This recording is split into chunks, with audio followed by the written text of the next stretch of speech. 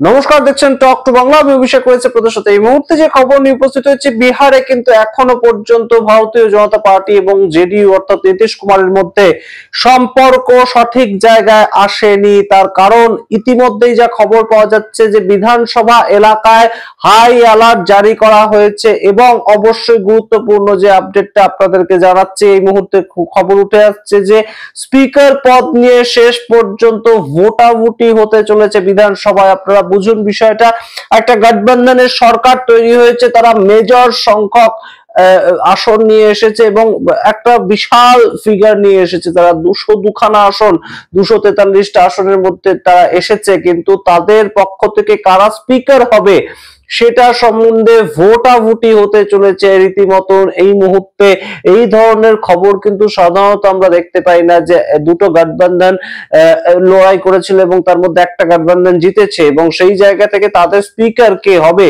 সেটা নিয়ে রীতিমতন ভোট হচ্ছে। এই ধরনের ঘটনা কিন্তু দেখা যায় না এবং সেখান থেকে এই মুহূর্তে খবর উঠে আসছে যে প্রেম কুমার, তাকে কোনো মতেই জেডিইউ চাইছে না। এবং শুধু তাই নয়, নীতিশ কুমার তার যে কোর কমিটি, তার মধ্যে ইদানিং দুজন আধিকারিককে খুব ইম্পর্টেন্টলি জায়গা দিয়েছেন, যে দুজন আধিকারিক আগে কিন্তু তার সঙ্গে ছিলেন না। অর্থাৎ যে দুজন আধিকারিক তার সঙ্গে ছিলেন কিন্তু একদম অফিসার হিসেবে কাজ করতেন, তারা এই মুহূর্তে নীতিশ কুমারের যে কোর কমিটিটা, নীতিশ কুমার যে স্ট্রং রুম আছে আপনাদেরকে বলেছিলাম ভোটের সময়, সেখানে তারা যাতায়াত শুরু করেছেন। এই মুহূর্তে আরো গুরুত্বপূর্ণ আপডেট আপনাদের দিই। এই মুহূর্তের আপডেট হচ্ছে 855 জন আধিকারিককে নীতিশ কুমার নিজে প্রমোশন দিয়েছেন এবং ট্রান্সফার করেছেন বহু আধিকারিককে। তাহলে গৃহ মন্ত্রণালয় যে তার হাত থেকে ছিনিয়ে নেওয়া হলো, সেই জায়গাটা তিনি করলেন কিভাবে? সুপার পাওয়ারের জন্য। সুপার পাওয়ার এখনো পর্যন্ত নীতিশ কুমার হাত থেকে ছাড়েননি।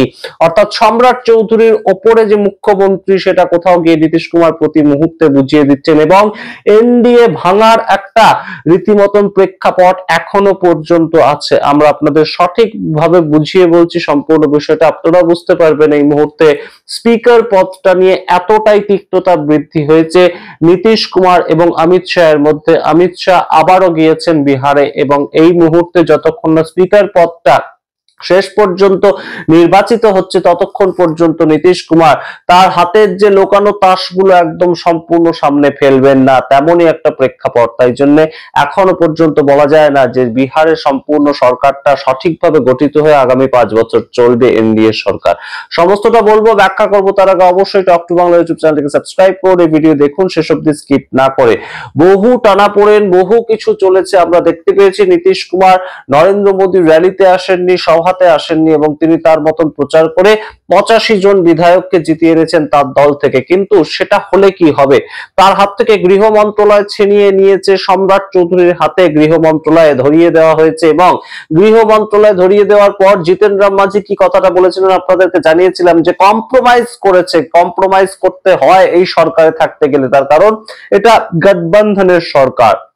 সেই জায়গা থেকে এই মুহূর্তে নীতিশ কুমার কিন্তু গৃহ মন্ত্রণালয় হয়তো দিয়েছেন, কিন্তু সম্পূর্ণ তার যে ক্ষমতাটা ছিল মুখ্যমন্ত্রী হিসেবে, তার যে সম্পূর্ণ মুঠোটা তিনি খুলে দেননি। তার কারণ সুপার পাওয়ার, গৃহ মন্ত্রণালয়ের সুপার পাওয়ার, সেটা এখনো পর্যন্ত নীতিশ কুমারের মুষ্টিবদ্ধ। তার কারণ তিনি ইতিমধ্যেই খবর উঠে আসছে 855 জন আধিকারিককে হঠাৎ এদিক থেকে ওদিক করে দিয়েছেন প্রমোশন দেওয়ার মাধ্যমে।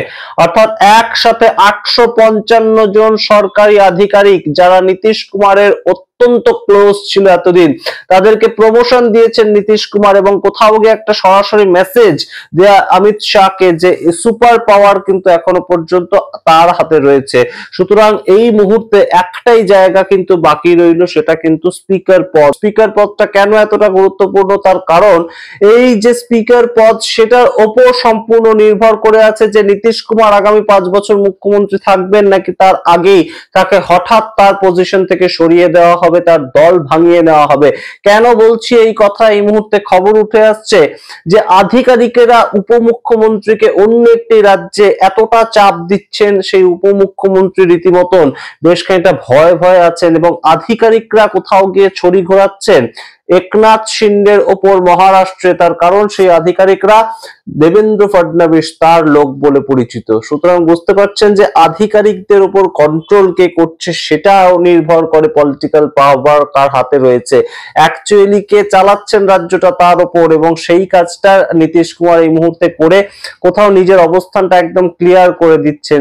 এবং অত্যন্ত গুরুত্বপূর্ণ আপডেট আপনাদের দিই, বিরোধী বিভিন্ন বিধায়কদের সঙ্গে নীতিশ কুমার এখনো একটা গোপন সম্পর্কে যুক্ত রয়েছেন এমন বিধায়কের সংখ্যা প্রায় 9 জন। কংগ্রেসের বিধায়ক তার মধ্যে যেমন রয়েছে ঠিক তেমন ভাবেই রয়েছে সিপিআই এর বিধায়ক, ঠিক তেমন ভাবে এআইএমআইএম পদের বিধায়ক। সুতরাং এদেরকে নিয়ে সম্পূর্ণ নীতিশ কুমার কি ভাবনা চিন্তা করছেন সেটা আমরা এখনই জানতে পারবো না, সেটা আমরা জানতে পারবো যখন সম্পূর্ণ স্পিকার পদের নির্বাচনটা হয়ে যাবে। অর্থাৎ 1 তারিখ আগামীকাল থেকে শুরু হচ্ছে বিহারের বিধানসভা, এবং তার পরের দিন স্পিকার পদের নির্বাচন হওয়ার কথা। কিন্তু স্পিকার পদের যদি কারোর একদম কোন ধরনের কোন ক্যান্ডিডেট ছাড়া একজন ক্যান্ডিডেটের নাম যেত, তিনি মনোনীত হয়ে স্পিকার হতেন, সেটা অন্য প্রেক্ষাপট ছিল। কিন্তু এখন যে জায়গাটার মূল সমস্যাটা এসে দাঁড়িয়েছে, জেডিইউ চাইছে তাদের পক্ষ থেকে একজন স্পিকার হন, কিন্তু বিজেপি চাইছে তাদের পক্ষ থেকে প্রেম কুমার স্পিকার হন। এবং এই মুহূর্তে ভারতীয় জনতা পার্টি কিন্তু অপারেশন লোটাস সেটাকে করার জন্য ঠিক যেমন ভাবে গৃহ মন্ত্রণালয়টা ছিনিয়ে নিয়েছে নীতিশ কুমারের থেকে, তেমন ভাবে এখন চাইছে স্পিকার পদটা সাংগঠনিক ভাবে নয় সম্পূর্ণ অফিসিয়ালি ছিনিয়ে নিতে। এবং সেই দুটো যদি পদ নীতিশ কুমারের হাত থেকে ছিনিয়ে নেওয়া যায়, তাহলে যে কোনো সময় যে নীতিশ কুমারকে যা বলবে বিজেপি সেটাই মেনে নিতে হবে। সরকারে থাকতে গেলে তাকে মুখ্যমন্ত্রীর থেকে উপমুখ্যমন্ত্রী হয়ে যেতে হবে একনাথ শিন্ডের মতন, আধিকারিকদের ধমক খেতে হবে যে কোনো সময় একনাথ শিন্ডের মতন। সেটা বোধহয় নীতিশ কুমারও বেশ ভালো বুঝতে পারছেন। তাই জন্য সিঙ্গল লার্জেস্ট পার্টি করানোর জন্য তার পার্টিটাকে তিনি এই মুহূর্তে বিভিন্ন বিরোধী এমএলএদের সঙ্গে সম্পর্কিত রয়েছেন। এবং যা খবর উঠে আসছে 85 সংখ্যাটা অ্যাকচুয়ালি 94, কিন্তু নীতিশ কুমার এখনই তার সমস্ত ক্ষমতা দেখাতে চাইছেন না। অর্থাৎ 9 জন বিধায়ককে তিনি তার দলে জয়েন করাবেন, এবং এই ধরনের একটা চুক্তি পর্যন্ত হয়েছে যে এই 9 জনকে যে সমস্ত দল থেকে আনা হচ্ছে তাদের মধ্যে বেশ কিছু মানুষকে মন্ত্রিত্ব দেওয়া হবে। নীতিশ কুমার তেমনই প্ল্যান করেছেন, তার কারণ নীতিশ কুমার এখনো পর্যন্ত সম্পূর্ণ কন্ট্রোলটা, বিহারের বিধানসভার কন্ট্রোলটা তার হাতেই রাখতে চাইছেন। এটার অন্য কোনো হস্তান্তর হোক, সম্রাট চৌধুরী অপারেশন লোটাসের মাধ্যমে সম্পূর্ণ নীতিশ কুমারের বিভিন্ন বিধায়কদের কিনে নিক, সেইটা চাইছে না নীতিশ কুমার। এবং নীতিশ কুমারও চাণক্য, বিহারের ক্ষেত্রে তাকেই চাণক্য বলা হয়। তাই নীতিশ কুমার জানেন কখন কি করতে হবে, কখন কোন কাজটা করতে হবে।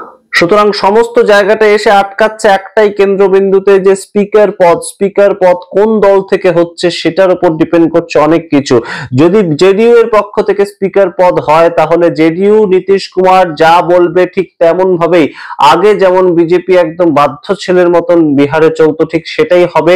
তা যদি না হয় তাহলে কিন্তু নীতিশ কুমারের যে মুখ্যমন্ত্রীর পদ সেটাও 5 বছরের জন্য সুরক্ষিত নয়, সেটাও কোথাও গিয়ে কিন্তু ভারতীয় জনতা পার্টির প্ল্যান। এবং সেই প্ল্যানটা হয়তো নীতিশ কুমার হারে হারে এই মুহূর্তে বুঝতে পারছেন। একবার মুখ্যমন্ত্রী হিসেবে হয়তো তিনি শপথ নিয়েছেন, কিন্তু শেষ পর্যন্ত কি তিনি থাকবেন, অর্থাৎ 2030 পর্যন্ত কি এই পদে তিনি বহাল থাকতে পারবেন, এই প্রশ্ন এই মুহূর্তে উঠছে। এবং যার অনেকটা চাবিকাঠি কিন্তু 2 তারিখ আমরা জানতে পারবো, 2 তারিখ কি হচ্ছে শেষ পর্যন্ত। যদি স্পিকার পদটা নির্বাচনের দিকে গড়ায়, যদি স্পিকার পদ নির্বাচিত করতে হয়, তাহলে কিন্তু অবশ্যই এই মুহূর্তে বেশ খানিকটা চাপের পরিস্থিতি। এবং এনডিএও যে শেষ পর্যন্ত ভাঙবে না তেমন কথাও বলা যায় না, সেটাও যদি হয় তাহলেও কিন্তু খুব একটা বিচিত্র ঘটনা ঘটবে না। নীতিশ কুমার শেষ পর্যন্ত নিজের যে পজিশন সেটাকে রক্ষা করার জন্য যে অন্যদিকে ঝুঁকে পড়বেন না, সেটা কিন্তু কখনোই বলা যায় না। তাই জন্য নীতিশ কুমার বারংবার কিন্তু একটা চ্যালেঞ্জ ছুড়ে দিচ্ছেন। তিনি এখন যে সুপার পাওয়ারটা সম্পূর্ণ কাজে লাগিয়ে 855 জন আধিকারিককে ট্রান্সফার করে দিলেন, সেটা কিন্তু কোনোভাবেই তার মধ্যে হস্তক্ষেপ করতেই হয়নি গৃহ বিভাগটা যার হাতে রয়েছে, অর্থাৎ সম্রাট চৌধুরীর এই যে সম্পূর্ণ 855 জনের যে ট্রান্সফার অর্ডার, তাতে কোনো সই লাগেনি, সম্পূর্ণ নীতিশ কুমার কাজটা করেছেন। সুতরাং বুঝতে পারছেন আপনারা এই মুহূর্তে নীতিশ কুমার কিসের ইঙ্গিত দিচ্ছে, নীতিশ কুমার কিভাবে নিজের শক্তি প্রদর্শন করছে। আপনারা আপনাদের মতামত কমেন্ট বক্সে কমেন্ট করুন। দেখতে থাকুন টক টু বাংলা। অবশ্যই টক টু বাংলা ইউটিউব চ্যানেলকে সাবস্ক্রাইব করে দিন। ধন্যবাদ।